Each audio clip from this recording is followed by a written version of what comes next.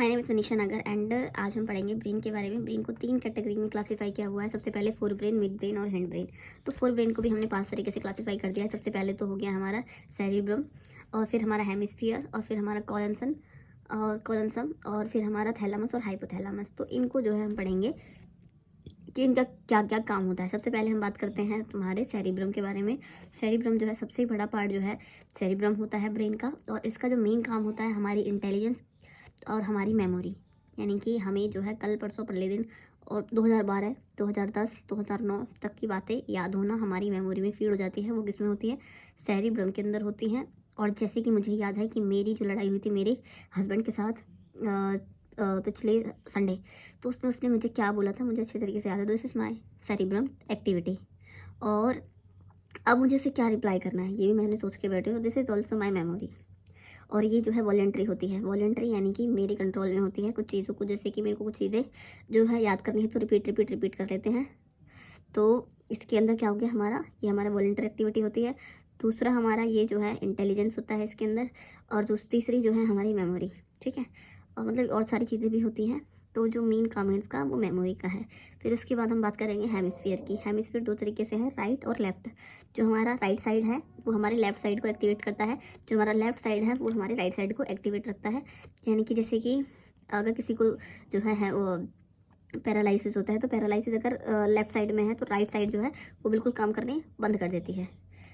हाँ, जैसे कि फैमिलीज़ में मैंने देखा है, तो हमारे जैसे कि फैमिली मेम्बर को हुआ था, तो उसमें जो है बिल्कुल मतलब जो लेफ़्ट साइड है वो कम्प्लीटली ब्लॉक हो गई थी। जैसे कि आँख, ये नोस्ट्रिल, इधर का ये तक चीज़ें भी मूव नहीं कर पाती हैं। ठीक है, तो हेमिस्फीयर ये हो गया।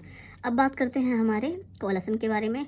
कॉलसन के अंदर जो है हमारा जो हेमिस्फीयर होता है उसमें जो नर्व्स के जो है कम्युनिकेशन के लिए, यानी कि वन हेमिस्फीयर सेकंड हेमिस्फीयर के साथ कैसे कम्युनिकेट करेगा वो हमारी नर्व्स के ऊपर डिपेंड होता है। तो जो नर्व कैटेगरी होती है वो किसके अंदर आती है? हमारी कॉलसन के अंदर आती है।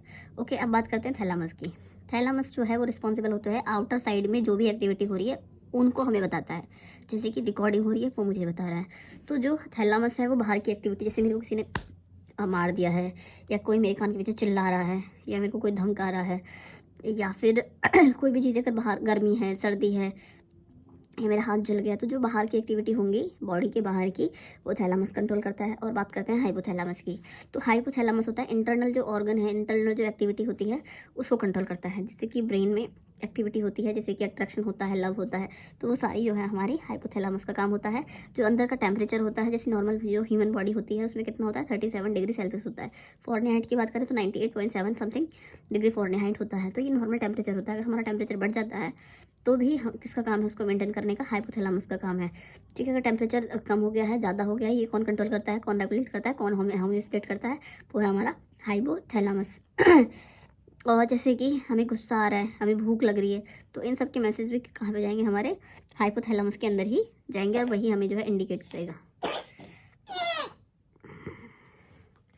मिड ब्रेन के बारे में, तो मिड ब्रेन को भी हमने 2 तरीके से कैटेगराइज कर दिया है। सबसे पहले तो हमारा कार्पोरा, और दूसरा जो है वो सेरिब्रल बोलते हैं, और दूसरा उसे मतलब पेंटिकल भी बोल सकते हैं। जो हमारा कार्पोरा होता है ना, वो रिस्पॉन्सिबल होता है हमारे आई विज़न के लिए और लिसनिंग के लिए। तो जैसे कोई भी चीज़ें हमने देखी हैं तो उनके प्रति जो हमारा रिएक्शन रहेगा उसे बोलते हैं एक तरीके, वो जो एक्टिविटी कंट्रोल करी जाती है वो मिड ब्रेन में कार्पोरा के थ्रू की जाती है। जैसे हमने कोई बातें सुनी हैं तो हमें क्या रिएक्ट करना है। जैसे मेरी सास ने मेरे बारे में चुगली कर दी तो उसका रिएक्शन मेरा अलग आएगा, उसने मेरी तारीफ़ कर दी तो मेरा रिएक्शन अलग आएगा। मैंने कोई जो है अब कोई अच्छी चीज़ें पढ़ी हैं या फिर अच्छी चीज़ें देखी हैं तो मेरा रिएक्शन अलग आएगा। अगर मैंने किसी को खून होते हुए देख लिया तो मेरा रिएक्शन अलग आएगा। तो ये सारी चीज़ें कार्पोरा के अंदर आती है। जो चीज़ें दिखेंगी उस तरीके के जो रिएक्शन आएंगे, उन तरीके की जो एक्टिविटी होंगी वो कार्पोरा के थ्रू जो है की जाती है, जो कि मिड ब्रेन का काम होता है।